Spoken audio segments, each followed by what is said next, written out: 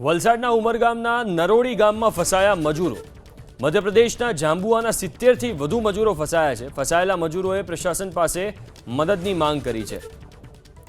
તો ઉમરગામના નરોડી ગામમાં જે મજૂરો છે જે ત્યાં કામ કરવા માટે આવ્યા હતા એ ફસાઈ ગયા છે. ભારે વરસાદને કારણે પાણી ભરાવાને કારણે મધ્યપ્રદેશથી આવ્યા હતા મજૂરો. જાંબુઆના 70થી વધુ મજૂરો ત્યાં ફસાયા છે અને મજૂરોએ પ્રશાસન પાસે મદદની માંગ કરી છે.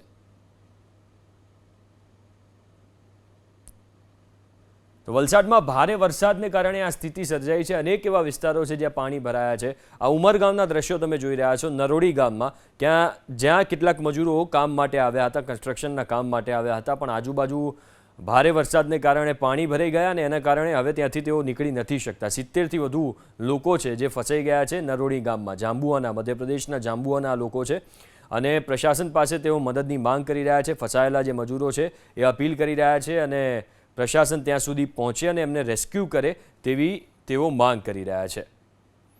તો વલસાડના ઉમરગામના નરોડી ગામમાં આ સ્થિતિ સર્જાઈ છે. કેટલાક મજૂરો ત્યાં કામ કરવા માટે આવ્યા હતા, પણ તમે જુઓ આજુબાજુ કેટલું પાણી ભરાઈ ગયું છે. આ પાણી ભરાવાને કારણે એ પર્ટિક્યુલર બિલ્ડિંગમાં, ત્યાંની બિલ્ડિંગમાં મજૂરો ફસાઈ ગયા છે અને ત્યાંથી બહાર નીકળવાનો હવે કોઈ રસ્તો વધ્યો નથી.